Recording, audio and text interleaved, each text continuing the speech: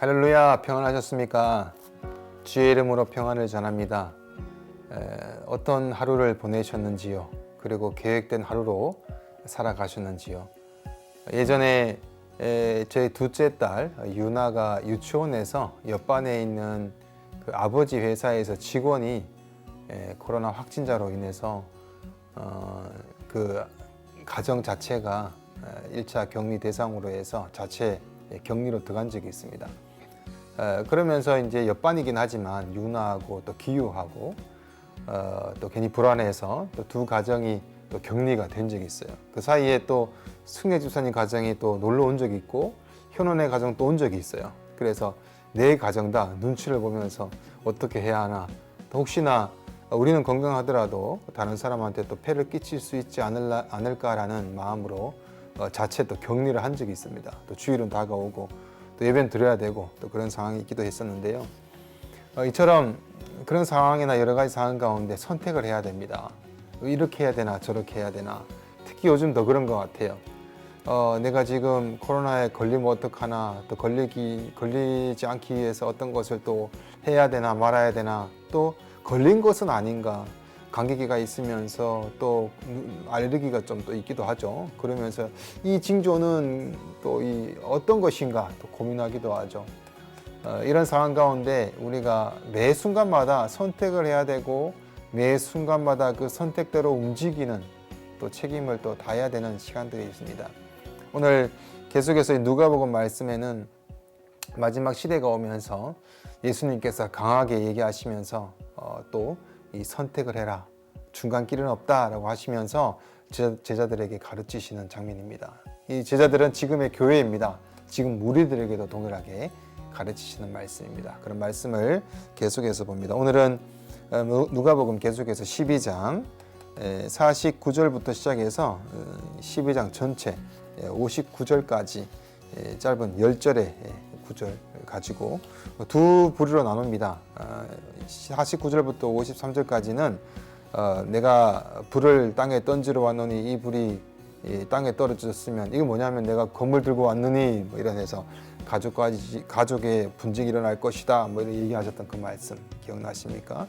두 번째 54절부터 59절 말씀은 시대를 분간해라. 왜 서쪽에서 뭐 이 구름이 보면은 소나기가 올 것이고 남풍이 불면은 더 올 것이다 뭐 이런 것을 알면서 왜 주님 오신 여러 가지 징조를 바라보면서는 너희가 그것을 구분하지 못하냐 이 어리석은 자들아 라고 말씀하십니다. 오늘 이 두 가지 말씀으로 은혜를 나누고자 합니다. 자, 이제 49절부터 53절까지의 말씀, 49절과 50절 봅니다. 내가 불을 땅에 던지러 왔노니 이 불이 이미 붙었으면 내가 무엇을 원하리요? 나는 받을 세례가 있으니 그것이 이루어지기까지 나의 답답함이 어떠하겠느냐라고 합니다. 이 49절부터 53절까지의 말씀은 여러 가지 예수님을 따르는 자들 이 분열이 일어날 것이다. 평화가 가지러 오셨다. 화평을 이루러 오셨는데 왜 분열을 말씀하시냐? 예수님께서 가지고 오신 그 화평과 이 세상 화평은 다릅니다. 하나님께서 가지고 오신 화평은 세상의 이 죄악된 것과의 화평이 아니라 참된 진리 하나님과의 화평을 말씀하시는 것이고요. 예수님의 평화, 그래서 이 세상에서는 어떻게 보면 이 세상에서는 분열이 일어날 수밖에 없습니다. 분열과 갈등 또 불일치가 일어날 수밖에 없는 것입니다. 그래서 예수님은 모든 사람에게 선택을 요구하십니다. 그래서 예수님 편에 설 것을 말씀합니다. 중간지대는 존재하지 않는다라고 말씀하십니다. 그래서 진리를 위해서 더욱더 확고한 입장을 가져라 라는 말씀으로 말씀하시는 거예요. 그래서 이럴 때일수록 더욱더 흔들리지 마라, 믿음을 지켜라 라는 말씀인데, 믿든지 또 믿지 않든지 결정해야 된다. 이 가족의 사이에서도 똑같다라는 것입니다. 가족이 요즘에 뭐 신천지처럼 안 믿으면은 집을 떠나라, 집 나가라 뭐 이런 얘기는 아닙니다. 이 동일한 말씀은 마태복음에도 나오는데요. 거기에 보면은 부모에 대해 불순종을 얘기하거나 가정에서의 갈등을 일으키는 그런 부분을 얘기하시는 것이 아닙니다. 그것이 아니라 그분의 임재가 결국은 결단을 원하는 것입니다. 그래서 이것에 대해서 여러 가지 목조나 목표 이런 것들이 새롭게 가치를 가져갈 것이다. 너희가 예수 그리스도를 따라가면은 다른 도덕이 세워질 것이며 다른 가치가 세워질 것이고 다른 목표와 다른 목적을 너희들이 가지고 나타날 것이다. 그래서 그것을 가지고 가족을 무시해라 이런 말이 아닙니다. 하지만 하나님의 그런 계획이 우선적이다라는 것을 말씀하시겠죠. 그래서 그것을 무엇보다 중요함을 기억해라 라는 말씀입니다. 그래서 내 가족을 버리라는 것이 아니라 그것이 중요하기에 내가 가족을 어떻게 섬겨야 될 것인지 하나님 말씀대로 가족을 섬기라는 것입니다. 우리가 초대교회 같은 경우는 좀 달랐어요. 분위기가. 이 말씀을 하실 때만 해도 또 예수님께서 십자가에 못 박히시고 나서 초대교회가 생길 때만 하더라도 분위기가 완전 달랐습니다. 예수님을 믿는다 하면 집에서 쫓겨나는 입장이었습니다. 지금 일방적으로 나가고 집이 싫어서 나가는 이런 분위기가 아니라 쫓겨나고 유대인이나 또 무슬림에서 예수님으로 믿는 기독교로 개종했을 때 일어나는 여러 가지 박해는 말로 할 수가 없을 정도였죠. 여기서 하는 말씀은 그거예요. 너희들이 왜 하나님의 예수 그리스도를 따르는 것을 선택해야 되는데 왜 가족에 대한 핑계를 대냐는 거죠. 우리가 가족의 핑계를 대고 우리의 하나님께 따르고자 하는 그것에 대해서 헌신하기 싫은 것을 가족에 핑계대지 말라. 바로 우선순위를 가져라 라는 말씀을 하고 계시는 것입니다. 그래서 우리가 딱 선택을 해야 됩니다. 거부할 것인지 내가 선택해야 될 것인지. 선택한다면 우리가 주의 길을 따라가야 될 것이다. 51절과 53절 또 봅니다. 내가 세상에 화평을 주려고 온 줄 아느냐. 내가 너희에게 이르노니 아니라 도리어 분쟁하게 하려 함이로다. 이후부터 한 집에 5사람이 있어 분쟁하되 셋이 둘과 둘이 셋과 하리니 아버지가 아들과 아들이 아버지와 어머니가 딸과 딸이 어머니와 시어머니가 며느리와 며느리가 시어머니와 분쟁하리라 하시니라. 예수님은 평화를 약속하시지만 그것은 세상이 주는 그런 평화와 본질적으로 다르다 그랬습니다. 요한복음 14장 27절에 그렇게 나오죠. 예수님께서 초리 마시고 제일 처음에 오시고 또 재림하시는 그 기간 동안 지금 또 우리가 그 기간을 지내고 있죠. 이 기간에서는 하나님의 그 세력 앞에 하나님 나라가 임하시는 이 앞에 사단의 세력이 함께 뒤엉켜서 바로 분쟁하고 있음을 얘기하고 있습니다. 그래서 중립지대는 없습니다. 따르기를 선택하는 자 또는 따르지를 않고 거부하는 자 이렇게 나눠지게 되겠죠. 미가 선지자가 또 이런 분열 사태를 얘기합니다. 미리 예언했습니다. 이런 일이 일어날 것이다. 우리가 하나님을 예수 그리스도를 영접하는 사람들과 또 영접하지 않고 믿음을 가지지 않는 자와 일어나는 분열들, 우리가 일어날 수 있는 그로 인해서 일어날 수 있는 여러 가지 많은 일들, 또 고민스럽게 일어날 일들이 있을 수 있습니다. 하지만 믿음을 택하라 라고 말씀하고 있습니다.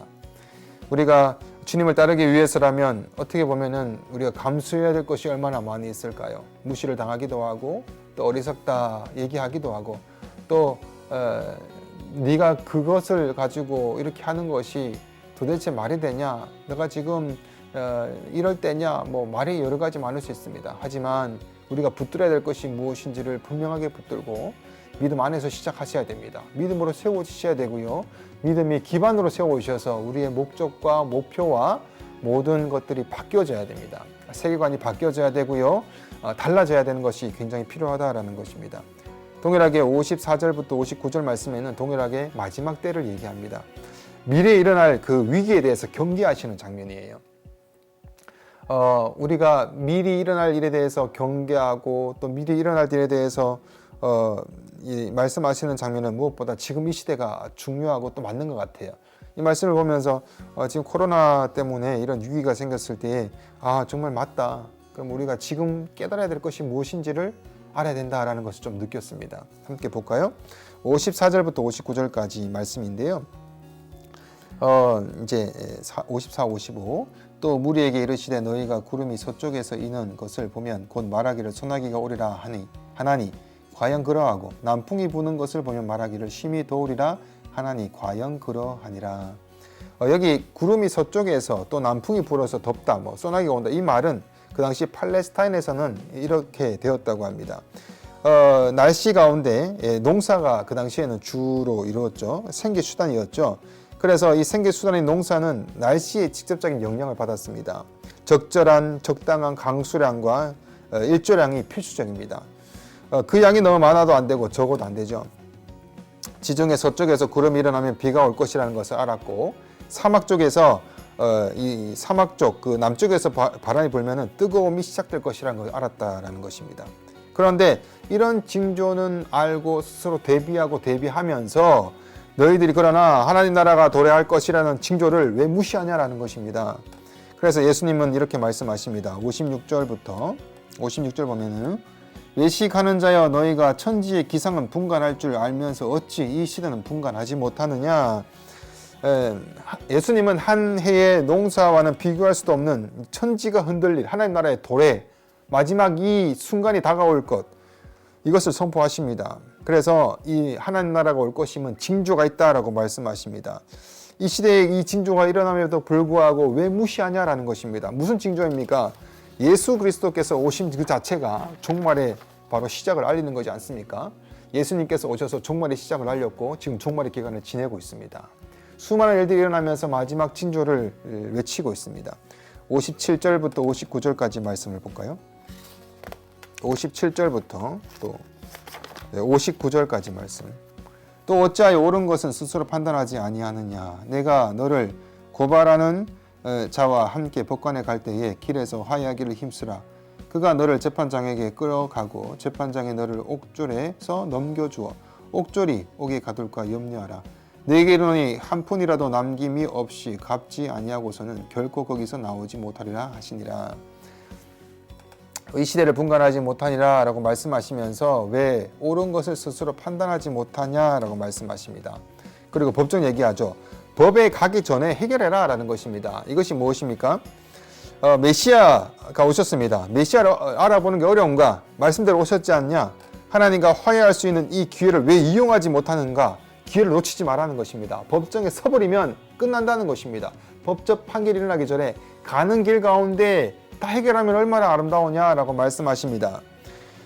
만약에 그것을 지체하고 늦어진다면 무서운 재앙을 자초하게 될 것이다. 여기 보면 홀이라도 남김이 없이 나오죠. 한 푼이라도 남김이 없이 이렇게 나오는데요. 개혁된 개혁 개정에는 이 홀이 한 푼이라는 것은 완전히 낮은 돈 단위를 얘기합니다. 그 당시에 지금 따지면 한국 돈 5원 정도 되는 가장 낮은 단위인데 이것은 완전히 한 푼에 남김없이 완전히 빚을 갚아야 된다. 너희들 지금 빚을 완전히 죄의 값을 치러야 되는데 어떻게 할 거냐는 것입니다. 어떻게 너희들이 이대로 가다가 이 재판, 이 마지막 심판, 하나님 나라가 도래하는 그날까지 지체하다가는 안 되지 않냐. 하나님 나라에 지체하다가는 너희들이 심판을 돌이킬 수가 없는 상태까지 가면 어떡하냐라고 말씀을 하시는 것입니다. 빚을 갚을 방법이 예수 그리스도를 통하여서 복음을 듣고 돌아올 방법이 분명히 있는데도 불구하고 이것을 왜 지체하냐라고 말씀하시는 것입니다. 너희들이 수만 가지 현상을 보지 않냐? 어떻게 보면 지금 코로나 사태가 있습니다. 예수님이 오시는 마지막 하나님 나라의 도래의 징조겠죠. 질병이 만연해서 사람들을 괴롭게 하고 또 괴로운 가운데 흔드는 신앙을 흔들고 믿음을 흔드는 이 과정 중에 나타나는 현상, 예수 그리스도를 붙드는 자인지 무엇을 선택하고 무엇을 선택해 살아가는 자인지 보게 하실 것입니다. 분명히 모든 징조들은 예수 그리스도의 오심을, 다시 오심을, 재림하심을 기다리는 자들에게는 모든 징조일 것입니다. 그러면 이런 집에서 발이 묶이기도 하고 어찌할 바를 몰라 망설이고 있고 지금 이런 상황 가운데 우리가 가장 집중해야 될 것이 무엇입니까?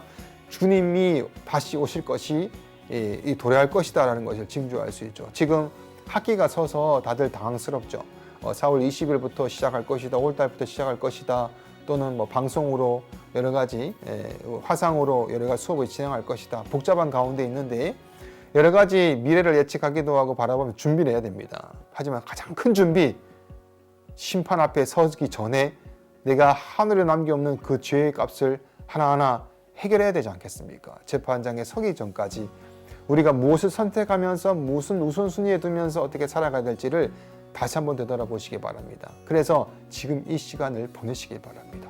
이 시간은 아직도 기회이며 이 시간은 아직도 주님께서 우리에게 주시고 허락하시는 참된 복된 시간임을 기억하여서 지금 또 주님을 붙들고 오늘 하루도 어떻게 주님을 붙들고 살았는지 아니면 세상을 붙들고 살았는지를 되돌아보시면서 반성하면서 또 회개하면서 주 앞에 오늘을 감사하고 또 주 앞에 올려드리고 내일을 또 준비할 수 있는 시간 되시기를 주의 이름으로 또 축복합니다. 아멘.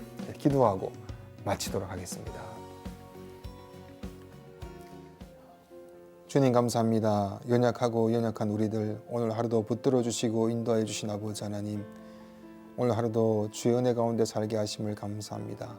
말씀 가운데 내가 가장 중요하게 생각해야 될 것이 무엇인지를 우선순위를 말씀해 주셨사오매 무엇보다 주님 앞에 구원받은 자로서의 삶으로 주 앞에 헌신하며 살아감이 가장 우선시 되게 해주셔서 주님 앞에서 온전히 살아갈 수 있도록 주님을 늘 선택하며 늘 주님을 우선순위로 두고 살아갈 수 있도록 주님 함께하여 주시옵소서.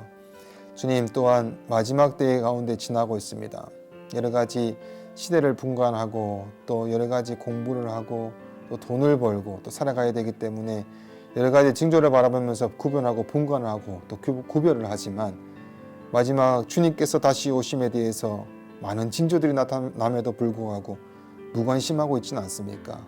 다시 오실 그 주님의 기다리는 그 마음으로 여러 가지 이렇게 질병 가운데 이런 징조들이 일어날 때마다 내가 주님 앞에 설 준비가 되어 있는가, 나중에 재판할 그 판결 앞에서 나는 과연 잘 준비되고 있는가를 되돌아볼 수 있는 시간으로 삼아주셔서 무엇보다 다시 오시는 그 주님 앞에 서기 전에 무엇보다 주님 앞에 온전히 살아갈 수 있는 성도의 삶으로 주님께서 세워주시고 인도하여 주시옵소서.